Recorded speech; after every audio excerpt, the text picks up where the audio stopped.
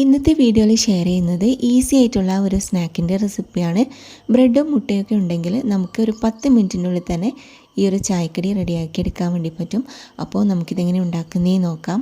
ആദ്യം നമുക്ക് ഒരു പാനിലേക്ക് 1 ടീസ്പൂൺ നെയ്യൊഴിച്ച് ചൂടാക്കിയതിന് ശേഷം അതിലേക്ക് 1/2 കപ്പ് തേങ്ങ ഇട്ട് കൊടുക്കുക. എന്നിട്ട് 2 ടേബിൾ സ്പൂൺ പഞ്ചസാരയും 1/4 ടീസ്പൂൺ ഏലക്ക പൊടിച്ചതും ചേർത്തിട്ട് നന്നായിട്ടൊന്ന് മിക്സ് ആക്കിയിട്ടെടുക്കുക. മീഡിയം ഫ്ലെയിമിലിട്ടിട്ട് നമുക്കിതൊന്ന് വറുത്തെടുക്കണം. ഒരുപാട് സമയമൊന്നും വേണ്ട കേട്ടോ, ജസ്റ്റ് ഇതുപോലെ കളറൊന്ന് മാറി വന്നാൽ മതി. ഈ സമയത്ത് വേണമെങ്കിൽ നിങ്ങൾക്ക് എന്തെങ്കിലും നട്ട്സൊക്കെ ചേർത്ത് കൊടുക്കാവുന്നതാണ്. അപ്പോൾ ഇത് റെഡി ആയിട്ടുണ്ട്. അത് നമുക്കൊരു സൈഡിലേക്ക് മാറ്റി വെക്കാം. ഇനി നമുക്ക് വേണ്ടത് ബ്രെഡാണ്. ഞാനിപ്പോൾ 5 സ്ലൈസ് ബ്രെഡ് എടുത്തിട്ടുണ്ട്. 6 7 വരെ നമുക്ക് എടുക്കാം കേട്ടോ. ഇനി നമുക്കിതുപോലെ കട്ട് ചെയ്തിട്ട് ഇത് ഒരു മിക്സി ജാറിലേക്ക് ഇട്ട് കൊടുക്കാം.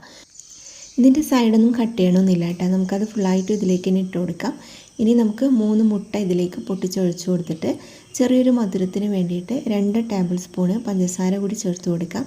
ഇനി ഞാനിതിലേക്ക് 1/4 ടീസ്പൂൺ ഏലക്കാപ്പൊടി ചേർത്ത് കൊടുക്കുന്നുണ്ട്. അതല്ലെങ്കിൽ കുറച്ച് വാനില എസൻസ് ചേർത്ത് കൊടുത്താലും മതി. ഇനി നമുക്ക് 1/2 കപ്പ് പാൽ വെച്ചിട്ട് ഇതൊന്ന് അടിച്ചെടുത്തിട്ട് വരാം. ഇനി നമുക്ക് ഒരു തവ പ്രീ ഹീറ്റ് ചെയ്തതിന് ശേഷം അതിൻ്റെ മുകളിൽ ഒരു സോസ് പാൻ വെച്ചിട്ട് പകുതി ബാറ്റർ അതിലേക്ക് ഒഴിച്ചിട്ട് ഒരു 5 മിനിറ്റ് ലോ ഫ്ലെയിമിൽ കുക്ക് ചെയ്തെടുക്കണം. അതിനുശേഷം ഇതൊന്ന് സെറ്റായിട്ട് വരും. ആ സമയത്ത് നമുക്കിതിൻ്റെ മുകളിൽ ഫില്ലിംഗ് ഇട്ട് കൊടുക്കാം. എന്നിട്ട് എല്ലാ സ്ഥലത്തും ഒരേപോലെ സ്പ്രെഡ് ചെയ്ത് കൊടുത്തതിന് ശേഷം അതിൻ്റെ മുകളിൽ ബാക്കിയുള്ള ബാറ്റർ കൂടി ഒഴിച്ചു കൊടുക്കാം. അപ്പോൾ ബാറ്റർ മൊത്തത്തിൽ നമ്മൾ ഇതിലേക്ക് വെച്ചതിന് ശേഷം ലോ ഫ്ലെയിമിലിട്ടിട്ട് ഒരു 10 മിനിറ്റ് കുക്ക് ചെയ്തെടുക്കുക.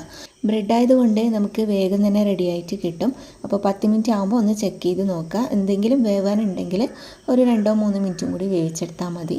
ഇനി നമുക്കിതിൻ്റെ മുകളിലത്തെ ഭാഗം ജസ്റ്റ് ഒന്ന് ഫ്രൈ ആക്കി എടുക്കാൻ വേണ്ടിയിട്ട് വേറൊരു സോസ് പാനിൽ കുറച്ച് നെയ്യൊന്ന് സ്പ്രെഡ് ചെയ്തെടുത്തതിന് ശേഷം നമുക്കിതൊന്ന് കമഴ്ത്തി ഇട്ട് കൊടുക്കാം.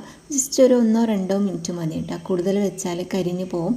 ഞാനിതൊരു 5 മിനിറ്റ് കമഴ്ത്തിയിട്ടതുകൊണ്ടാണ് കേട്ടോ ഇതിൻ്റെ കളറെല്ലാം മാറിയിട്ടുണ്ട്. അപ്പോൾ നിങ്ങൾ ചെയ്യുമ്പോൾ 1-2 മിനിറ്റ് മാത്രം വെച്ചാൽ മതി. അപ്പോൾ ഇതാ നല്ല സോഫ്റ്റ് ആയിട്ടുള്ള ബ്രെഡ് പോള റെഡി ആയിട്ടുണ്ട്. അടിപൊളി ടേസ്റ്റാണ് കേട്ടോ കഴിക്കാൻ. നമുക്ക് വൈകുന്നേരം ചായൻ്റെ കൂടെയൊക്കെ പെട്ടെന്ന് റെഡിയാക്കി എടുക്കാൻ പറ്റുന്നതാണ്. അപ്പോൾ ഇന്നത്തെ ഈ ഒരു റെസിപ്പി നിങ്ങൾക്ക് എല്ലാവർക്കും ഇഷ്ടപ്പെട്ടു എന്ന് വിചാരിക്കുന്നു. വീഡിയോ ഇഷ്ടപ്പെട്ടാൽ മറക്കാതെ ലൈക്കും ഷെയറും ചെയ്യുക. സബ്സ്ക്രൈബ് ചെയ്തേ കാണുന്നവരാണെങ്കിൽ സബ്സ്ക്രൈബ് ചെയ്ത് സപ്പോർട്ടും കൂടി ചെയ്യണേ. അപ്പോൾ നല്ലൊരു വീഡിയോ ആയിട്ട് നമുക്ക് വീണ്ടും കാണാം.